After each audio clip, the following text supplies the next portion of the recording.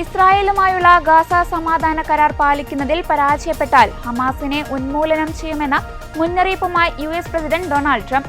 2 Israel സൈനികരെ Hamas വധിച്ചുവെന്ന ആരോപണവുമായി IDF രംഗത്ത് വന്നിരുന്നു. ഇതിനു പിന്നാലെയാണ് ഹമാസിനെ ട്രംപ് കനത്ത മുന്നറിയിപ്പ് നൽകിയത്. ഹമാസിനെതിരെ ഇസ്രായേൽ കഴിഞ്ഞ ദിവസം ആക്രമണം നടത്തുകയും ഗാസയിലേക്കുള്ള സഹായ വിതരണം നിർത്തിവെക്കുകയും ചെയ്തിരുന്നു. കുട്ടികൾ ഉൾപ്പെടെ 45 പാലസ്തീനികൾ ഇസ്രായേലിന്റെ ആക്രമണത്തിൽ ഗാസയിൽ കഴിഞ്ഞ ദിവസം കൊല്ലപ്പെട്ടു. ഹമാസുമായി ഞങ്ങൾ ഒരു കരാറിൽ ഏർപ്പെട്ടു. അവർ വളരെ നല്ലവരായിരുന്നു. അവർ അങ്ങനെയല്ലെങ്കിൽ ഞങ്ങൾ അവിടെ പോകും. വേണ്ടിവന്നാൽ അവരെ ഉന്മൂലനം ചെയ്യും. അവർക്കത് നന്നായി അറിയാമെന്നും ട്രംപ് പറഞ്ഞു.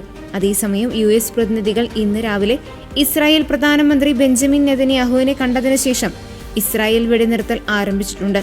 സഹായം ഗാസയിലേക്ക് എത്തിക്കുന്നതിനായി കെറയും ഷാലോം വഴിയുള്ള അതിർത്തി തുറന്നതായും ഒരു സുരക്ഷാ ഉദ്യോഗസ്ഥൻ AFPയോട് പറഞ്ഞു.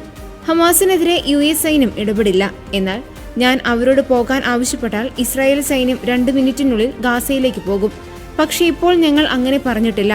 ഞങ്ങൾ അതിന് ഒരു ചെറിയ അവസരം നൽകും. അക്രമം കുറച്ചുകൂടി കുറയ്ക്കുമെന്ന് പ്രതീക്ഷിക്കാം. അവർ അക്രമാസക്തരായ ആളുകളാണ് എന്ന് ട്രംപ് പറഞ്ഞു. അതേസമയം അധിക തീരുവ ചുമത്തുമെന്ന് ഭീഷണിപ്പെടുത്തി ഇന്ത്യയും പാകിസ്ഥാനും തമ്മിലുള്ള യുദ്ധം നിർത്തിച്ചെന്ന അവകാശവാദവുമായി വീണ്ടും US president Donald Trump. Fox News ചാനലിന് നൽകിയ അഭിമുഖത്തിലാണ് ട്രംപ് അവകാശവാദം ആവർത്തിച്ചത്.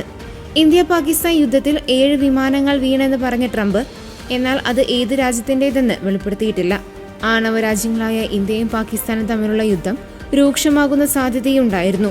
200% തീരുവ ചുമത്തുമെന്നും US-ഉമായുള്ള വ്യാപാരം നടക്കുമെന്നും മോഹിക്കേണ്ട എന്നും പറഞ്ഞപ്പോൾ ഇരു രാജ്യങ്ങളും യുദ്ധം നിർത്തി തീരുവ ഭീഷണി മുഴക്കി 24 മണിക്കൂർ കഴിഞ്ഞപ്പോൾ യുദ്ധം അവസാനിച്ചുവെന്ന് ട്രംപ് അവകാശപ്പെട്ടു.